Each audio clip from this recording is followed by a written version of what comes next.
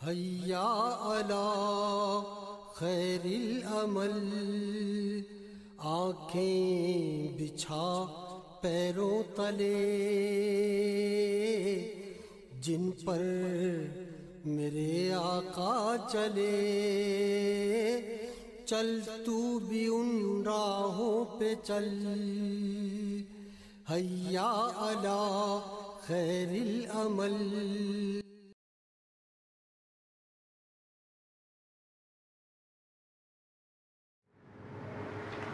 بسم اللہ الرحمن الرحیم۔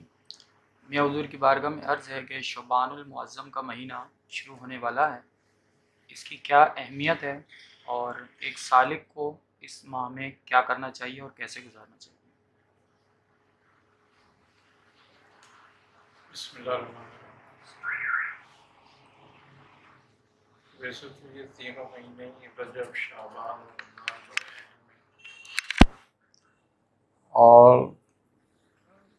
شعبان کے مہینے کو رمضان میں داخل ہونے کا دروازہ کہا گیا ہے، یعنی کہ یہ اہل سلوک کے لیے بہت اہمیت کے حامل ہے۔ اس میں وہ اپنے تمام جو غیر ضروری کام ہیں وہ سب چھوڑ دیتے ہیں، اور کوشش ان کی یہ ہوتی ہے کہ وہ اپنے آپ کو مخصوص کر لیں اللہ تعالیٰ کے لیے ان 3 ماہ میں۔ یہ 3 ماہ جو ہیں اعمال کے ہیں، اور رمضان قبولیت کا ہے پھر اس کی۔ تو بہرحال یہ جو 3 ماہ ہیں، خاص طور پہ رجب اور اس کے بعد شعبان، اس میں بڑی ریاضتیں کی ہیں بزرگوں نے، اور اس میں بزرگوں کے بڑے معاملات رہے ہیں۔ اس میں جتنا زیادہ سے زیادہ ہو سکے آدمی نوافل کی کثرت کرے، ذکر و اذکار کی کثرت کرے، تو اس کے لیے بہت زیادہ بہتر ہوتا ہے۔ ویسے تو دیکھو، ہر دن انسان کو کوشش کرنی چاہیے کہ اس کا کوئی دن جو ہے وہ ضائع نہ ہو فضول بات میں یا معاملات میں۔ جو دن زندگی کا گزر گیا کسی نیکی کے بغیر، کسی عبادت کے بغیر، کسی اطاعت کے بغیر، تو وہ سمجھ لو ضائع ہو گیا، اس کا دن گویا اس نے ضائع کر دیا۔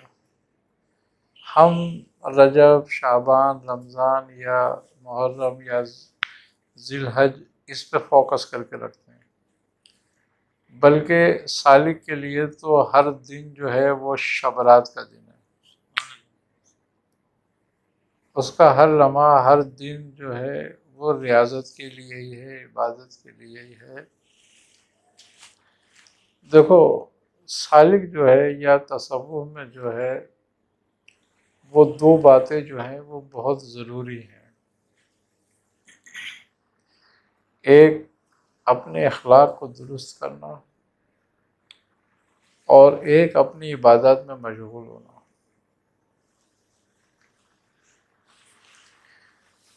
دونوں میں سے کسی ایک میں کمی ہو تو سلوک میں کمی پیدا ہو جاتی ہے، تصوف میں کمی واقع ہو جاتی ہے۔ لہذا ہر دن جو ہے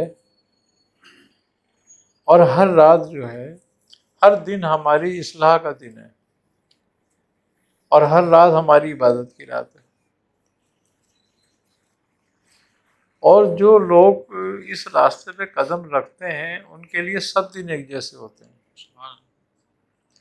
کیونکہ وہ کسی دن بھی غافل نہیں ہوتے۔ اب ہم رجب، شعبان، رمضان پہ توجہ دے لیں اور باقی پورے 9 مہینے جو ہیں وہ ہمارے فسق اور فجور میں گزریں، تو نتیجہ تو کچھ بھی نہ ہوا 3 مہینے کا۔ تو ہمارا کوئی بھی دن ایسا نہ گزرے جو ہماری کسی اچھائی کی بہتری نہ کر سکے، کسی ہمارے اخلاق کی بہتری نہ کر سکے، یا کوئی ہماری عبادت سے خالی چلا جائے۔ تصوف جو ہے وہ دو چیزوں کا نام ہے، ایک ہے حسن خلق اور ایک ہے ذکر اور اذکار اور عبادت۔ اب اس میں اس کی کیا اہمیت ہے، تو ان دنوں کی اہمیت بھی معلوم ہو جائے گی۔ گویا اخلاق جو ہے، ہم اچھا اخلاق پیدا کرنے کے لیے جو صحیح کرتے ہیں، کوشش کرتے ہیں، اس کا نتیجہ کیا ہے؟ تصوف میں 3 طرح کی فنا ہیں، اور تصوف کا اکثر مقصد ہی فقیر کا فنا ہونا ہے۔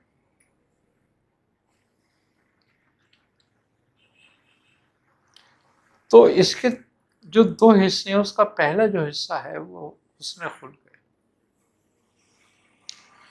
حسن خلق میں سب سے پہلی جو چیز ہے،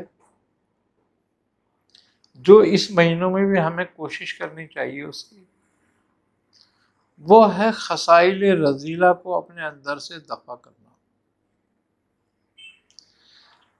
جب ہماری خصائل مذمومہ جو ہیں یا رذیلہ جو ہیں وہ جب دفع ہوتی ہیں، تو ہماری خصائل محمودہ جو ہیں وہ عود کرتی ہیں۔ پھر دیکھیں، جب ایک خصلت ضائع ہوتی ہے، زائل ہوتی ہے، تو دوسری خصلت عود کرتی ہے۔ تو سب سے پہلی بات یہ ہے کہ ہم کیا اپنی خصائل رذیلہ کو دفع کرنے میں کامیاب ہو رہے ہیں یا نہیں۔ جب یہ خصائل رذیلہ فنا ہو جاتی ہیں تو خصائل محمودہ جو ہیں وہ ساتھ ہو جاتی ہیں، اور آدمی پھر خصائل محمودہ کی وجہ سے جو ہے وہ اس میں باقی ہو جاتا ہے، بقا ہو جاتی ہے اس کو، اس خصائل میں۔ اچھا، اب خصائل مزمنہ کا فنا ہونا کیا ہے؟ دیکھو، خصائل جو ہیں تمہاری صفات ہیں، تو سب سے پہلے ہمیں فنائے افعالی چاہیے۔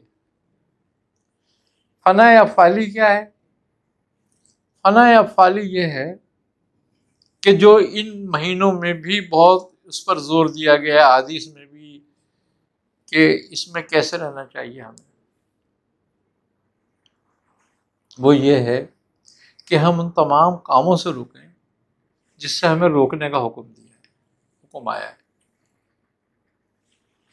چوری سے، بددیانتی سے، قتل و غارت سے، زنا سے، بد نگاہی سے، بدخوئی سے، یہ افعال ہیں سارے۔ تو جب ہم ان فعلوں سے رکتے ہیں، اور اس لیے رکتے ہیں کہ اللہ اور اس کے رسول نے منع کیا ہے، ان فعلوں کے لیے حکم آیا ہے، تو جس چیز کا تم پر حکم آ جائے وہ فرض ہو جاتی ہے۔ تو تم ایک فرض تو ادا کر رہے ہو جا کے آرام سے مسجد میں، اور باقی فرضوں کو تم نے ترک کر رکھا ہے، تو تمہارے یہ فرض کیسے قبول ہوں گے؟ ایک فرض دوسرے فرض سے جڑا ہوا ہے۔ حرام کھانے سے منع آیا ہے نا، حکم آیا ہے نا کہ نہ کرو۔ سود کھانے کا حکم آیا ہے نا، اس سے بچو۔ زنا کرنے پر حکم آیا ہے نا کہ اس سے بچو۔ چوری کرنے کا حکم آیا ہے نا کہ اس سے بچو۔ شراب پینے کا حکم آیا ہے نا کہ اس سے بچو۔ تو جس چیز کا تم پر حکم آ گیا، جس کام پر، وہ تم پہ فرض ہو گیا۔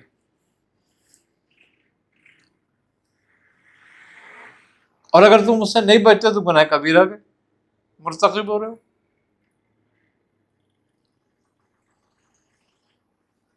تو جب ہم فنائے افعالی میں نہیں جاتے تو فنائے صفاتی میں کیسے آ جائیں گے؟ کیونکہ ترتیب بار ہے۔ پہلے ہمیں اس کی ترتیب کیا کرنی ہے؟ فنائے افعالی حاصل کرنی ہے، یعنی کہ ان تمام کاموں سے فعلی طور پر رکنا ہے۔ اب جب ان فعلوں سے ہم رک گئے اور اس پہ استقامت ہو گئی ہمیں، تو نماز کا بھی فائدہ ہو رہا ہے ہمیں، روزے کا بھی فائدہ ہو رہا ہے ہمیں، عبادت کا بھی فائدہ ہو رہا ہے ہمیں۔ ورنہ جب تمہارے فرض ہی ضائع ہو رہے ہیں تو تمہارے نفل کس کام میں آئیں گے؟ کیونکہ فرائض تو جڑے ہوئے ہیں ایک دوسرے سے، اور ایک چھوڑ کر اگر ایک کرتے ہو وہ تو کبھی قابل قبول نہیں ہوگا، کیونکہ ایک قانون ہے ہر چیز کا، اور جب ہم اس قانون کے مطابق عمل نہیں کریں گے اس چیز میں نقص رہے گا۔ اب یہی ایک بات ہے کہ بڑی خرابی ہے ان نمازیوں کے لیے جو اپنی نمازوں سے بے خبر ہے۔ یعنی کہ غیر نمازیوں کے لیے نہیں کہا، یہ نہ پڑھنے والوں کے لیے نہیں کہا ہے کہ وہ نہ پڑھنے والوں کے لیے خرابی ہے، لفظ مسلین کا استعمال ہوا ہے، یعنی کہ نماز پڑھنے والے۔ کیا بات ہے یہ؟ اس کا کیا میٹر ہے؟ اس کا کیسے خرابی ہے وہ جو ہم بے خبر ہیں اس سے؟ اس کا ایک حصہ یہ بھی ہے کہ ہم یہ فرض تو ادا کر رہے ہیں کیونکہ یہ آسان ہے،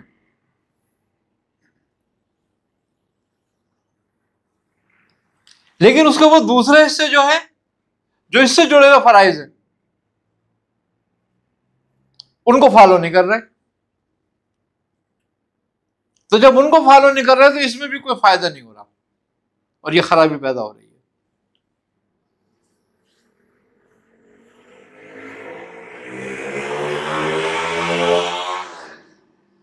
نماز کے بھی 3 حصے ہیں، نماز فعل بھی ہے، نماز ذکر بھی ہے، اور نماز اللہ سے ملنے کا راستہ بھی ہے، اس سے ملاقات کا ذریعہ بھی ہے۔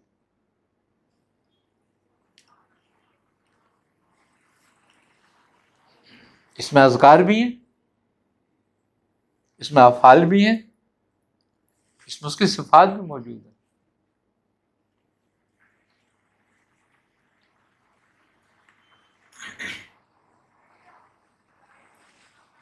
اب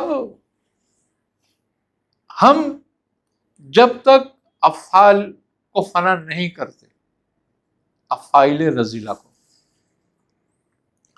جب تک ہم میں افعال محمودہ یا صالحہ پیدا نہیں ہوتے، اور جب تک ہم فعل سے ہی نہیں نکلیں گے تو صفات میں کیسے داخل ہوں گے؟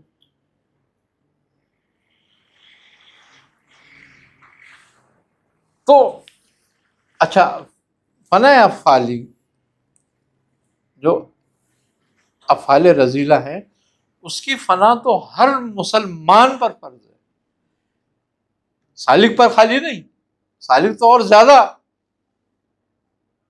پکڑ میں آتا ہے، مگر ہر مسلمان پر ہے اس کا کہ وہ اپنے افعال کو درست کرے۔ دیکھو، نماز کے ہی کسی فعل میں اگر خلل واقع ہو جائے تو کیا نماز ہو جاتی ہے؟ نماز نہیں ہوتی۔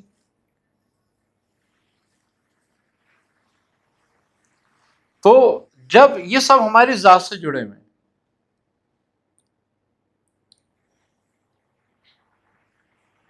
اور جب تک جو چیز ہماری ذات سے جڑی ہوئی ہے جب تک وہ اس دائرے میں نہیں آ جاتی جو دائرہ اللہ اس کے رسول نے بنایا ہے، اس وقت تک ہماری کسی عبادت کا فائدہ نہیں، کسی نیکی کا فائدہ نہیں۔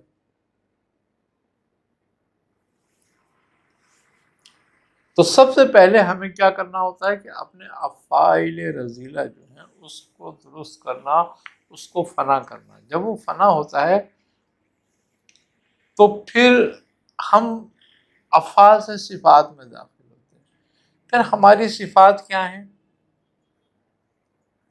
اب ہماری صفات میں 2 صفاتیں، ایک صفات صالحہ اور ایک صفات رذیلہ۔ اب صفات رذیلہ میں کیا ہے؟ بغض ہے، حسد ہے، تکبر ہے، زینت ہے، خود نمائی ہے،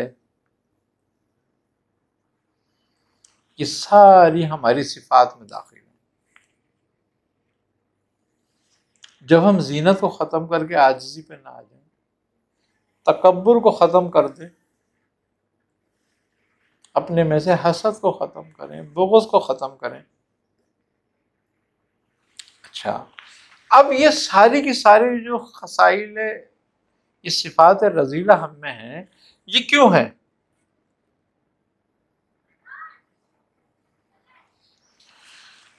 وہ اس لیے ہیں کہ ہم اللہ تبارک و تعالی پر مکمل اعتماد اور بھروسہ نہیں کرتے۔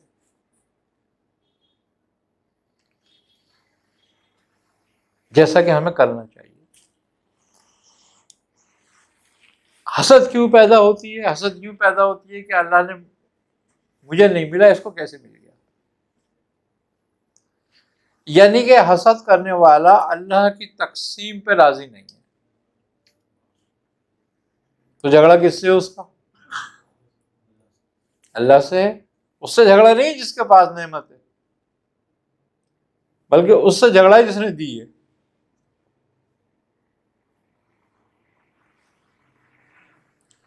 اب اگر تجھے نہیں دی ہے تو اس میں بھی کوئی راز ہوگا اس کا، ہو سکتا ہے وہ نعمت تیرے لیے ببال بن جاتی، اس لیے تجھے اللہ نے بچایا اس سے، کیونکہ بیدک الخیر، میری طرف سے خیر ہے اور میرے ہاتھ میں خیر ہے۔ تو جس کے پاس خیر ہے، جو خیر چاہتا ہے، وہ بڑا عالم ہے، بڑا علم والا ہے۔ وہ اپنے کسی بندے کو کسی مصیبت میں مبتلا کرنا نہیں چاہتا، کسی پریشانی میں مبتلا کرنا نہیں چاہتا، کسی آزمائش میں مبتلا کرنا نہیں چاہتا، اس لیے کہ تیری پریشانی سے، تیری مصیبت سے، تیری آزمائش سے اس کو کیا فائدہ؟ اچھا یہ بھی نہیں ہے کہ اس کے پاس نعمت کوئی گنتی کے حساب سے، بے پناہ نعمت بھی ہے۔ اگر وہ ساری خلقت کو نعمت دے دے ایک جیسی تو ذرہ برابر اثر نہیں۔ اس کا مطلب یہ ہو گیا کہ ہم اس کی تقسیم سے راضی ہیں، اور اسی لیے بغض پیدا ہوتا ہے۔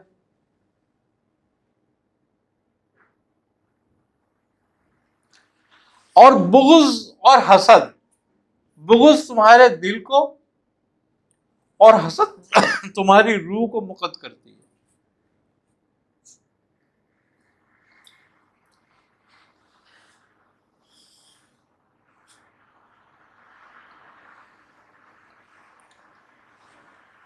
اور زینت تمہارے نفس کو تقویت دیتی ہے، تمہارے اندر تکبر لاتی ہے۔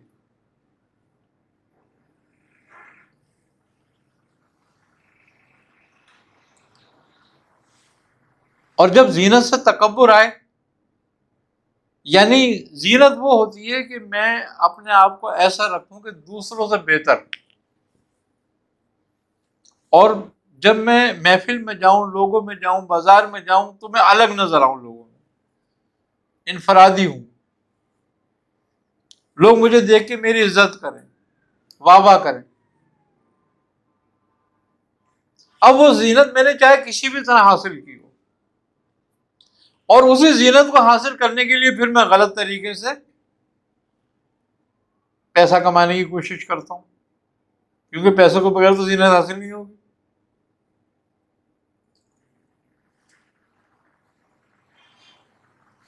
زینت سے تمہیں روکا نہیں گیا،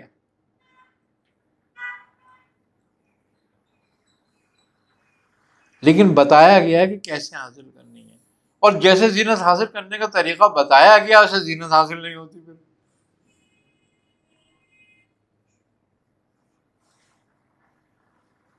کیونکہ زینت تکبر لاتی ہے، اور تکبر کا نتیجہ کیا نکلتا ہے؟ اب واستکبر کان من الکافرین، کہ وہ کہہ رہا ہے کہ اور اس نے تکبر کیا۔ سجدہ کرنا تو الگ میٹر تھا، اب یہاں بات وہ سجدے کی نہیں کر رہا ہے، جبکہ شروع سجدے سے ہوا تھا کہ ہم نے کہا ابلیس کو سجدہ کر، آدم کو، مگر اس نے نہیں کرا۔ کیوں نہیں کرا؟ وہ تکبر میں آ گیا۔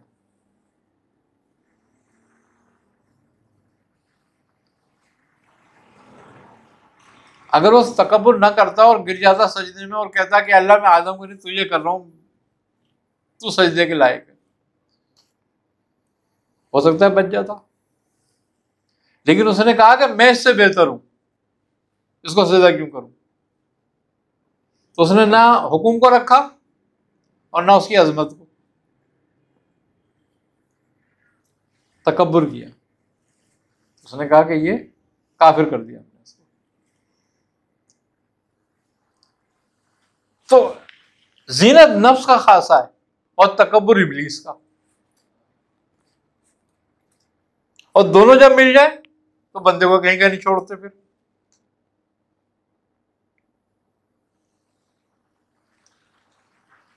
تو یہ ہمارے صفات ہیں۔ جب ہم اس صفات کو دفع کرتے ہیں، کیوں بزرگان اکرام، صوفیاء اکرام ملامت میں رہا کرتے تھے؟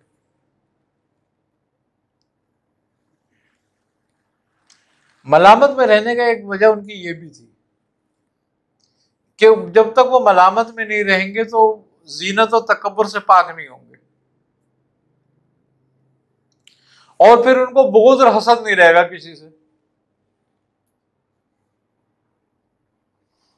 تو یہ اہل ملامت ہونا یعنی کہ تمام خصائل رذیلہ کو فنا کرنا ہے۔ اب ملامات کے درجے ہیں کہ کون خود کتنی ملامت میں رہتا ہے۔ اچھا، دولت بھی ایک تکبر ہے، طاقت بھی ایک تکبر ہے، علم بھی ایک تکبر ہے۔ ہر وہ چیز جو تیرے اندر یہ بات پیدا کرے کہ تو دوسرے سے الگ ہے، وہ تکبر ہے۔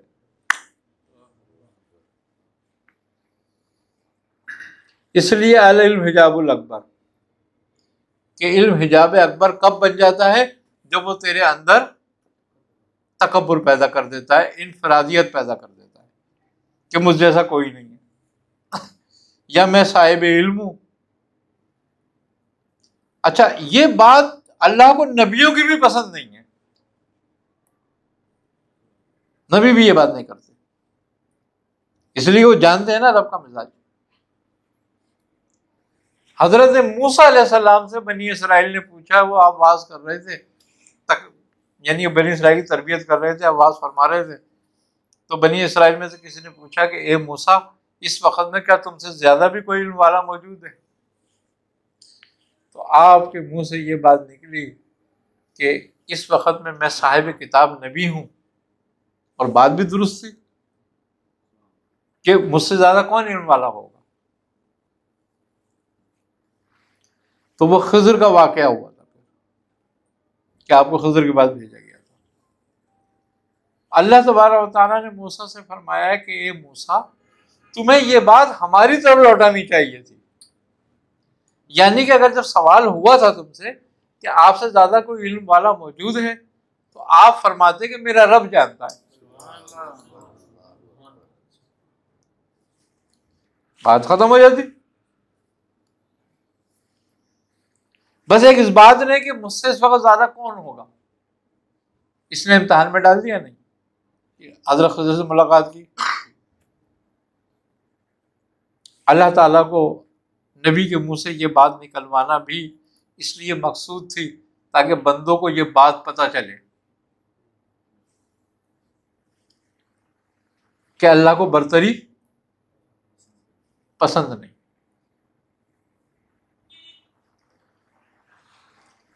تو جو بھی ہو شخص، کسی کو دولت کا ہوتا ہے کہ میرے پاس بہت پیسے ہیں، کسی کو طاقت کا ہوتا ہے، کسی کو اقتدار کا ہوتا ہے، یہ سارے نشے ہیں، یہ اور نشہ تکبر لاتا ہے۔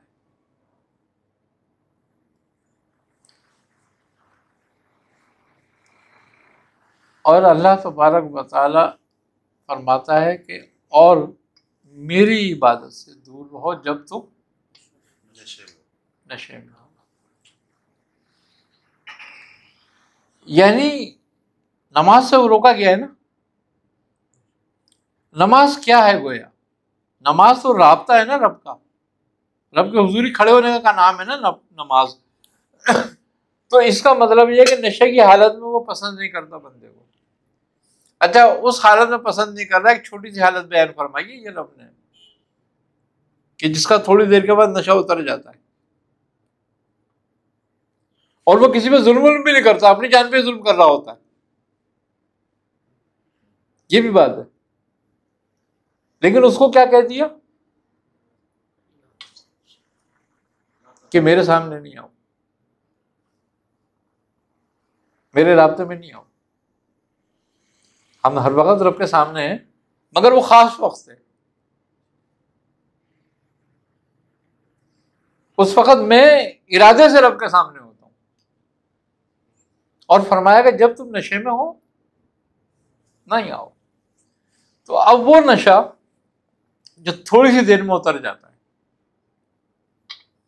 گھنٹہ 2 گھنٹہ 6 گھنٹے 4 گھنٹے کا یہ حال ہے، اور وہ نشہ جو اترتا ہی نہ ہو اس کا کیا ہوگا؟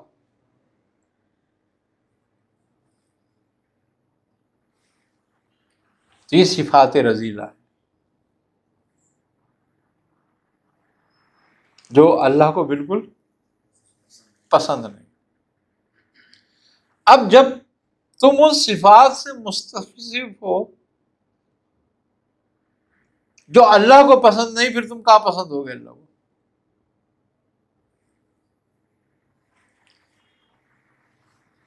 کیونکہ صفات تو تمہاری ذات سے ظاہر ہو رہی ہیں.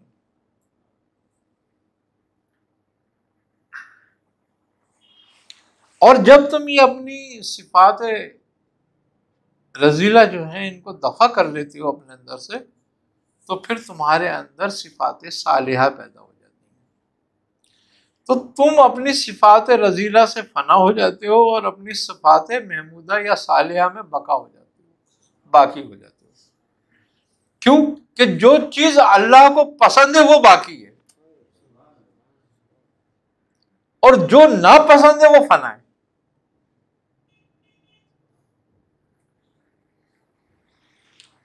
اب تم 2 چیزوں میں مرحلے طے کر چکے، اب تیسرا مرحلہ ہے صفات سے ذات کی طرف راجع ہونا. اب جب تم نے یہ اپنے اندر یہ خصائل ختم کر کے اور صالحہ کا قیام کر لیا، تو اس کا مطلب یہ ہوا کہ تمہارے اندر صفات ملکوتی پیدا ہو گئی. اب تم ناسوت سے نکل گئے ہو اور ملکوت میں داخل ہو گئے ہو، اور اب تمہیں ملکوت سے نکل کے جبروت کی طرف جانا ہے. سمجھنا؟ اب وہ کیسے ہوگا؟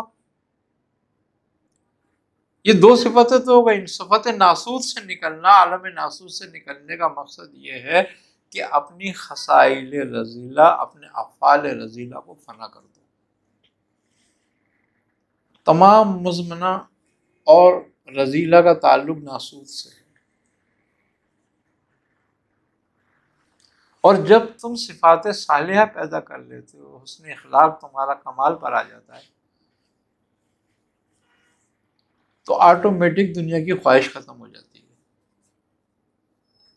نہ کوئی حسد والا باقی رہ جاتا ہے جس سے حسد کرو، نہ کوئی بغض والا باقی رہ جاتا ہے، نہ کوئی بدگوئی والا باقی رہ جاتا ہے. سب ختم ہو جاتی ہے. اور یہ کب ختم ہوتی ہے؟ کہ جب تم اپنے حواس خمسہ پہ قابو پا